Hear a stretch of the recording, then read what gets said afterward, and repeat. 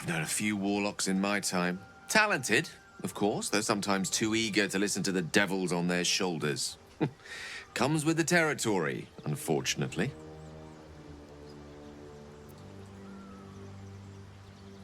I'd be delighted. Though, someone else will need to watch the cookpot, of course. As you like.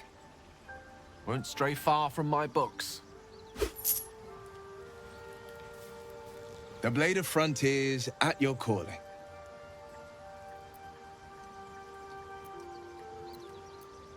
A most vicious one, in fact. It's made from pure bloodstone, carved from the Galena Mountains just north of the Moonsea.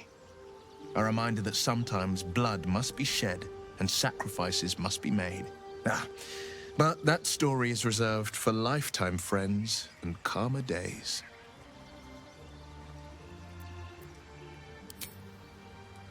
Tiny grooves spider across the ice surface.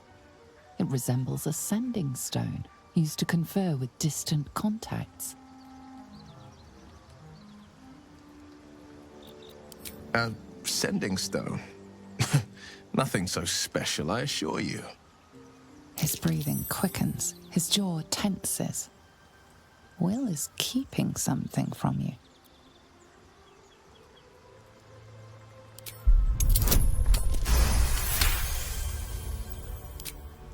What are you? Your mind lurches, reeling suddenly as if bitten. Your right eye vibrates, and a woman's voice echoes in your head. I've a sweet tooth, and devils on the menu. Beyond the voice, you find only shadow. A piece of Will's mind locked away from intruders. Keep out of my mind. I told you, the eyes are rock, nothing more. And that's the end of it.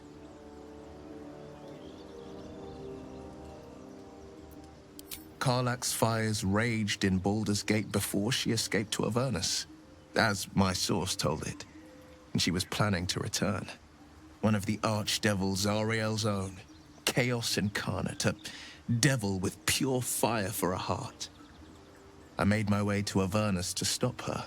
She fled from my reach, even climbed aboard the Mind Flayer ship as it screeched through the hells. I followed in close pursuit. I can't bear to imagine the lives Karlach might be taking, the damage she might be doing.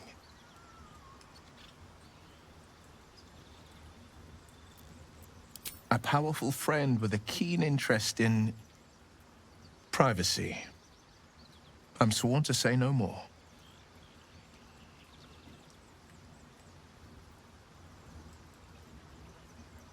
All right. Anything more we should discuss?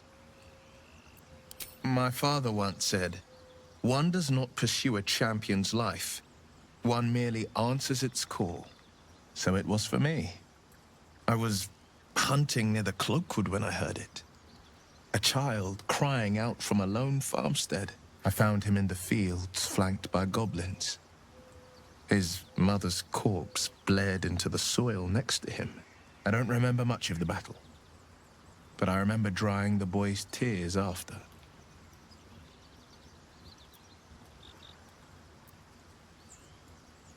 I left him with his uncles.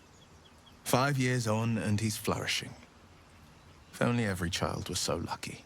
I mourn the ones I could never save, whose cries I never heard. In the boy's tears, I finally saw the suffering wrought by the villains of the wild. The frontiers demanded a blade, and so I heeded. I shouldn't be surprised. You are a great talent. When darkness falls, you make your own light.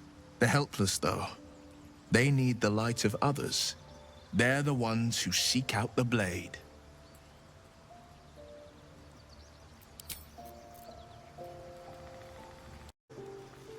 So the tadpole allows us to influence others. How very interesting. Influence, yes, but a power born of illithids is not one to take lightly. I would urge you to exercise caution. You have the ability to manipulate people, make them bend to your every whim, and you'd be cautious about it. That's no fun.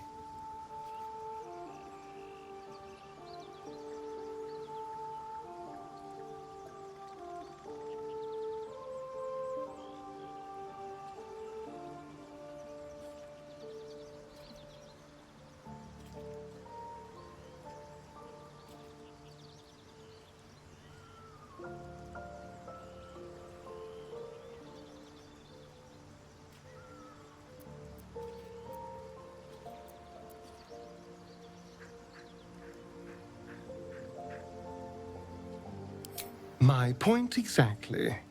I'm so glad you agree. The Blade of Frontiers.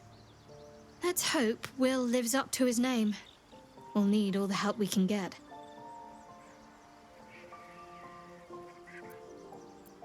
Must we? No harm in a little mystery, don't you think? Conversation shouldn't be made. It should be grown. Let the seeds sprout in their own time.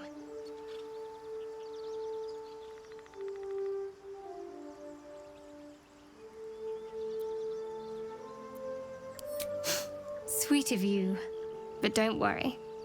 I'm sure you'll get to know me just fine by traveling together.